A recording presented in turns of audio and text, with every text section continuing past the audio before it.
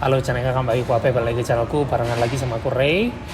Dan di video kali ini aku again selalu mewawancara orang-orang yang datang ke Kanada yang barusan datang. Dan ini aku ada salah satu orang Indonesia yang konon katanya yaitu orang kedua yang datang ke college ini. Sebenarnya ada 3 orang orang Indonesia yang di sini. Beliau ini orang kedua. Nah langsung aja nih sama Cici Anita. Halo. Halo. Asalnya dari mana, Ci? Saya aslinya Surabaya. Oh, aslinya Surabaya. Oh, jadi sama-sama orang Surabaya. Terus udah datang ke Susemeri berapa bulan kira-kira? Dari Juni awal, jadi ya kurang lebih hampir 3 bulan. Oh, udah 3 bulan ya. Oh, udah lumayan kerasan di sini. Kerasan cuman suhunya yang berubah-berubah. Oh, ya wajar lah ya, kita tinggal di Kanada. Kita ngomongin background dulu seperti biasa. Dulu itu sebelum di college, perkegiatan sebagai apa di Indonesia? Saya sebagai dokter bukan di Surabayanya. Wow. Tapi di Gresik. Dokter umum atau dokter spesialis sudah? Masih umum. Dokter lo ya, dokter udah buka praktek? Saya nggak buka praktek, saya cuma bantu kakak saya gantikan di kliniknya, bukan klinik, di praktek pribadinya. Oh, udah dokter, bantuin praktek, tinggal buka pintu buat pasien baru bisa loh sebenarnya. Tapi apa alasannya kok tahu-tahu wes Kanada ya wes? Awalnya sih pengen nerusin sekolah spesialis, tapi karena di luar negeri spesialis susah, harus residen atau citizen dulu. Spesialisnya apa? Saya pengennya anak. Oh, spesialis anak, oke. Okay. Cuman karena di Indonesia agak susah juga spesialis, jadi saya cari cara lain. Ya pengennya, sempet suami pernah tinggal di luar negeri, cerita jadi kepengen nyoba kuliah. Di mana waktu itu? Di Sydney waktu itu. Oh, di Australia, oke. Okay. Nah, jadi pengen tahu lebih lanjut gimana sih perbandingannya kuliah di luar sama di Indonesia. Dan juga kebetulan ada berita kalau di Kanada bisa bawa keluarga kalau selama studi.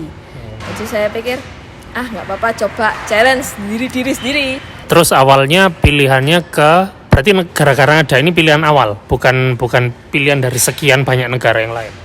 Sebenarnya awalnya pengen di Australia karena suami pernah di Australia. Cuman dengar bahwa keluarga susah kalau ke Australia. Akhirnya cari di Google negara mana yang bisa bawa keluarga. Oh, akhirnya milihlah Kanada. Terus habis itu kira-kira datang ke sini pada waktu itu pakai agen atau daftar sendiri? Pertama pakai agen. Pertama kali sebenarnya bukan sama EOS. Sebenarnya sama agen lain. Sama agen lain 3 huruf depannya I, belakangnya P. Sudah dibantu sampai saya keterima di Niagara College waktu itu. Programnya palliative care.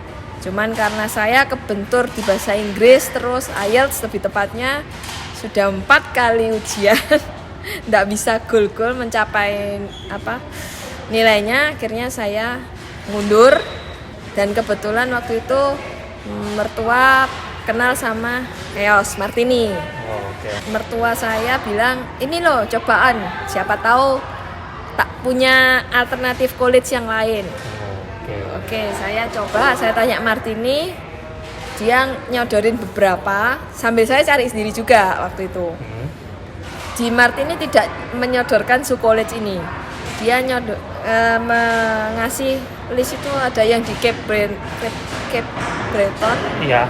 Terus ada di Nova Scotia, satunya di Dawson Creek, ya. Itu yang bisa nerima IELTS-nya agak rendah memang, cuman kota kecil semua. Akhirnya saya coba Duolingo, saya dapat nilai, saya cari lagi, ternyata college bisa, waktu itu masih bisa nerima nilai skor saya. Akhirnya saya putuskan di college. Oke, jadi Anita ini datang ke Kanada melalui agen namanya Education Overseas Service. Jadi kalau kalian yang pengen kayak Anita datang ke Kanada sebagai studi dan pengen dapat PR di kedepannya, langsung aja kontak EOS.world di Instagram, Education Overseas Service. Tak kasih linknya di bawah ini.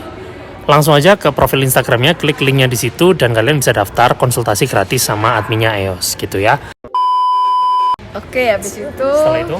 saya tanya Martini bisa diuruskan dari daftar sampai daftar di college-nya.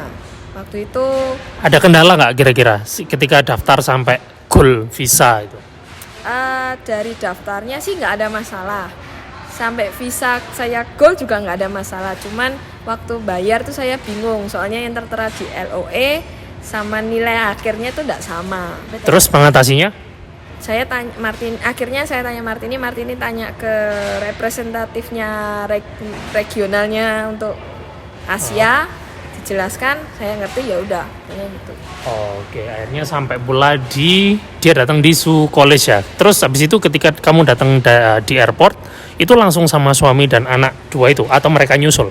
Saya datang langsung. Saya kan awalnya dapat visa saya duluan, yang waktu itu cuma sebulan, dari ngajukan sampai goal itu 1 bulan.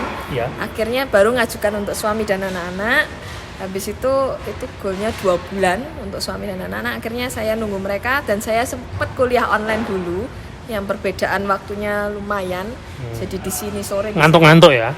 Nggak ngantuk, tok sempat ketiduran. Jadi subuh di sana baru kuliah.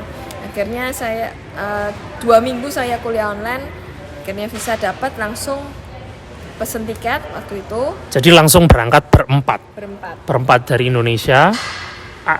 Anita, suaminya dan 2 orang anak bawa keluarga ya. Terus habis itu anaknya di sini akhirnya sekolah. Waktu itu saya datang datang ke kampus dulu, ngurus kuliah saya. Habis itu sempet cari-cari browsing gimana cara daftarin anak. Sempet juga sudah email, akhirnya habis email dibalas, kita disuruh datang di sini namanya Algoma District Board. Oke. Di sana dimintain ya kayak akte lahir, akte keluarga, tapi keluarganya nggak terlalu, student permitnya anak-anak sama student permit saya dan work permitnya suami. Oh, perlu study permit buat anak-anak? Iya. Oke. Kebetulan waktu itu kan langsung ikut open studi permit. Waktu dapatnya langsung di airport tuh. Di airport tuh langsung dapat studi permit juga. Buat anak 2 itu? Buat anak 2 itu. Umur berapa kalau boleh tahu anaknya? Sekarang yang besar 9, yang kecil 7. Berarti kelas SD ya itu ya? Nah, iya, jadi waktu di Algoma District Board sempat dibilang akan dites. Kita takut tesnya apa, sempat ditanyain kayak materinya di Indonesia, tapi ternyata ya cuma ditanyain. Kalau yang kecil itu saya dengar cuma suruh baca alfabetnya dalam bahasa Inggris. Kalau yang besar tuh sempat kayak ditanya-tanyain, mungkin dilihat psikologisnya. Iya. Jadi yang besar itu sebenarnya kalau di Indo waktu datang sini kelas 3 dan semestinya kan naik kelas 4. Tapi sekarang dia kelas 5, lompat. Oh, ini cerita menarik ya. Jadi akhirnya kita membuka wawasan baru bahwa segitu gampangnya ngurus anak sekolah di sini. Iya, gampang. Terus akhirnya yang kecil kan kelas 1 jadi tetap naik kelas 2. Sesuai umur kalau di sini, bukan dilihat itunya. Oke. Tak rangkum lagi. Jadi kamu tinggal datang ke district board itu, Algoma District Board. Itu di satu tempat. Nah, terus habis itu sekolahnya di situ juga atau sekolahnya di tempat lain? Jadi habis dites, terus dicarikan sekolah yang dekat dengan tempat tinggal. Jadi pertama cari tempat tinggal dulu yang. Jadi Algoma District Board itu kayak ini ya, kayak dinas pendidikannya. Betul. Oke, gitu. Nah, kamu kan terus anakmu 2 itu kan dites. Bayar nggak? Enggak. Sama sekali. Sama sekali. Terus habis itu setelah masuk sekolah ada SPP-nya nggak? Jadi waktu habis ditentukan, oke, sekolahnya di sini. Kita bisa minta sekolah, cuman kalau jauh tidak bisa difasilitasi dengan school bus. Dekat nggak ini sekolahnya sama tempat tinggal? Kalau dibilang deket juga enggak, cuman masih bisa lah. Cuman nggak bisa terjangkau sama public bus, city bus. Oke. Terus berangkatnya naik apa? Berangkatnya pakai school bus, dijemput school bus. Oh, akhirnya. dijemput school bus. Pulang pergi. Bayar buat school busnya? Nggak bayar sama sekali. Sekolah juga nggak bayar, SPP nggak ada. Cuman kalau ada kegiatan keluar, misalnya sekolah ngadain bowling ke tempat bowling, karya wisata baru bayar. Iya, field trip. Field trip nggak ya? Ngomongnya field trip ya, karya wisata ngomongnya field trip. Nggak, itu baru bayar ekstra. Baru bayar, tapi nggak sampai 50 tuh, nggak sampai, paling $5 cuma ganti makan misalnya kayak gitu. Jadi kalau kalian pengen yang sudah punya anak ya, pengen anaknya sekolah di Kanada gratis, kalian harus datang ke sini dan kuliah di public college biar anak kalian langsung dapat studi permit ketika di airport ya itu ya, Iya. datangnya ya. Iya. Tuh, mantep nggak? Sekolah tesnya nggak bayar, nggak ada SPP. Field trip doang, baru itu bayarnya $5 ya. Maksimal. Maksimal $5. Coba, kurang baik apa buat anak-anak kalian? Wow, ceritanya menarik sekali, keren banget. Jadi aku nggak sabar pengen punya anak ya. Terus habis itu kan, kalau public college di sini, kamu studi di public college, suami pasti open work permit. Betul. Kerja sekarang. Kerja. Kerjaannya kalau boleh tahu apa? Kerja. Sorry, kerja satu atau kerja lebih dari satu? Kerjanya boleh lebih dari satu, asal yang satunya part time, satunya full time. Oke. Jadi yang part time ya maksimal 20 jam, kalau yang full time ya 40 jam Tuh, berarti seminggu 60 jam. maksimal. Cuan guys, Ya. lumayan ya, buat hidup lumayan ya. Ya tercukupi lah, cukup istilahnya. Oke, terus Su sendiri kalau dilihat, kamu suka nggak kotanya? Kalau saya pribadi suka, karena saya emang nggak suka keramaian. Satu, makanya saya pilih tinggal di Gresik. Terus kedua, saya emang suka alam, nature. Jadi di sini banyak nature-nya. Oke. Lebih tepatnya kalau mau refreshing gitu, tinggal ke kanal gitu, lihat bebek atau lihat Iya, burung-burung. udah seneng ya? Seneng kalau saya. Lagian di sini juga banyak playground gratis. Oke. Kalau di Indo kan ke playground bayar. Berarti udah cocok ya sama Su College ya. Masa di Susimeri sini udah cocok ya? Alhamdulillah cocok lah. Rental gimana? Rental apartemen? Saya kebetulan di rumah Rental rumah. karena ada 2 anak, jadi harus sesuai hukum di Kanada harus nyewa 2 kamar. Jadi kalau menurut saya sih rata-rata sih sama ya. Saya sih kebetulan dapatnya 1.200 satu bulan. Itu Berapa bedroom? 2 bedroom, all include kecuali internet sama tenant insurance. Oke. Jauh nggak dari Su College? Lumayan. Lumayan ya. Kalau naik city bus bisa 2 kali bis, 2 kali oper. Oper. Oper, tapi kalau naik mobil biasa sendiri deket. Goalnya nih ke depannya, pengennya gimana di Kanada? Ya pengennya sih pertama mungkin PR dulu. Pasti.